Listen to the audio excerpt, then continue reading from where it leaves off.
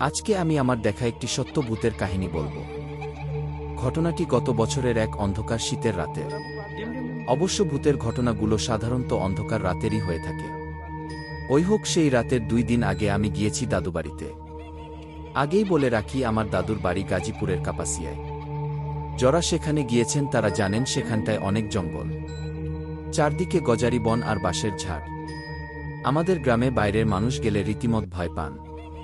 তার উপর সেখানে নেই ইলেকট্রিসিটি, ফলে গ্রামটিকে দিনের বেলা যত সুন্দর লাগে রাতের বেলা হয়ে ওঠে ততই ভয়ানক আর ভুতুড়ে। তো সেখানে গেলে আমি আর আমার এক চাচাত ভাই সারাদিন একসাথে ঘুরে বেড়াই। আর আমাদের সাথে হয় ওর সাইকেল আর একটা চার্জার লাইট, যা অনেকটা দূরের বাজার থেকে চার্জ করে আনতে হয়। সেই দিন আমরা দুপুরের দিকে বের হয়েছি। গন্তব্য প্রায় 4 কিমি দূরে একটা কনসার্ট শেষ হতে অনেকটা রাত হয়ে গিয়েছিল। আমরা 2 ভাই বাড়ি ফিরছি। তাড়াতাড়ি পৌঁছার জন্য একটা শর্টকাট রাস্তা ধরলাম। ও সাইকেল চালাচ্ছে আর আমি পিছনে বসে লাইট ধরে আছি। কিছুক্ষণ পর হট লাইটের বাল্বটা ফিউজ হয়ে গেল।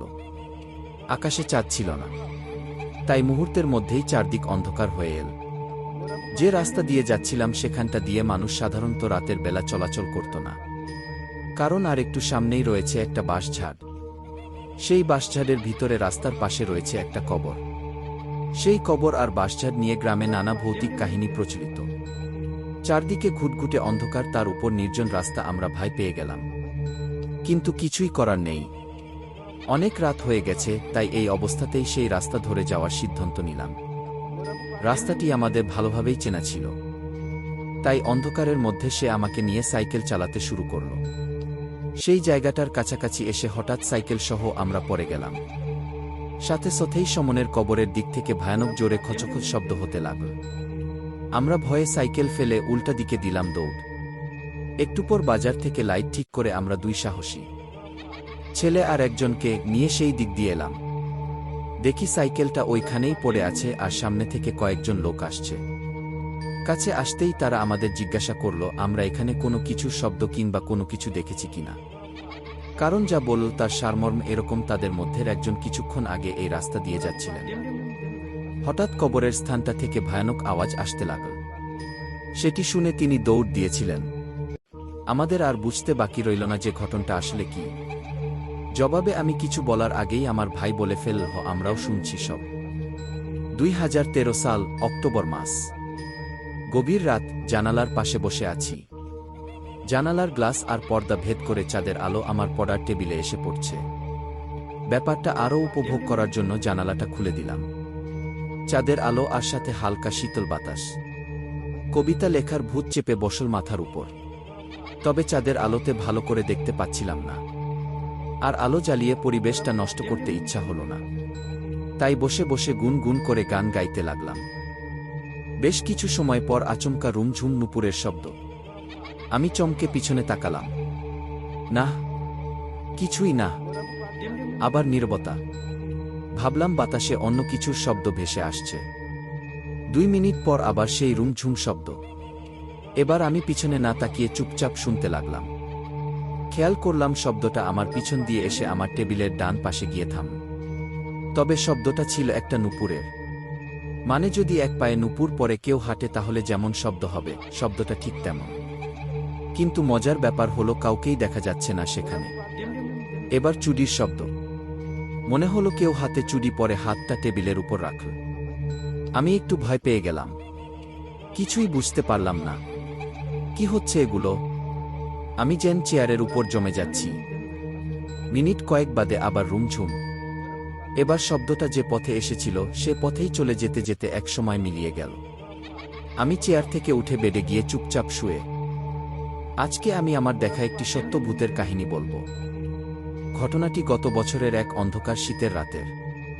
অবশ্য ভূতের ঘটনাগুলো সাধারণত অন্ধকার রাতেরই হয়ে থাকে। ওই হোক সেই রাতের 2 দিন আগে আমি গিয়েছি দাদুবাড়িতে।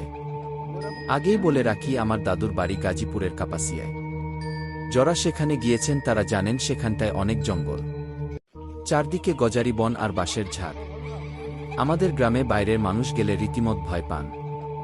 তার উপর সেখানে নেই ইলেকট্রিসিটি, ফলে গ্রামটিকে দিনের বেলা যত সুন্দর লাগে রাতের বেলা হয়ে ওঠে ততই ভয়ানক আর ভুতুড়ে। তো সেখানে গেলে আমি আর আমার এক চাচাত ভাই সারাদিন একসাথে ঘুরে বেড়াই। আর আমাদের সাথী হয় ওর সাইকেল আর একটা চার্জার লাইট, যা অনেকটা দূরের বাজার থেকে চার্জ করে আনতে হয়। সেই দিন আমরা দুপুরের দিকে বের হয়েছি। গন্তব্য প্রায় 4 কিমি দূরে একটা কনসার্ট শেষ হতে অনেকটা রাত হয়ে গিয়েছিল। আমরা দুই ভাই বাড়ি ফিরছি। তাড়াতাড়ি পৌঁছার জন্য একটা শর্টকাট রাস্তা ধরলাম। ও সাইকেল চালাচ্ছে আর আমি পিছনে বসে লাইট ধরে আছি। কিছুক্ষণ পর হট লাইটের বাল্বটা ফিউজ হয়ে গেল।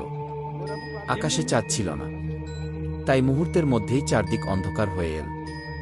যে রাস্তা দিয়ে যাচ্ছিলাম সেখানটা দিয়ে মানুষ সাধারণত রাতের বেলা চলাচল করত না, কারণ আর একটু সামনেই রয়েছে একটা বাঁশঝাড়। সেই বাঁশঝাড়ের ভিতরে রাস্তার পাশে রয়েছে একটা কবর।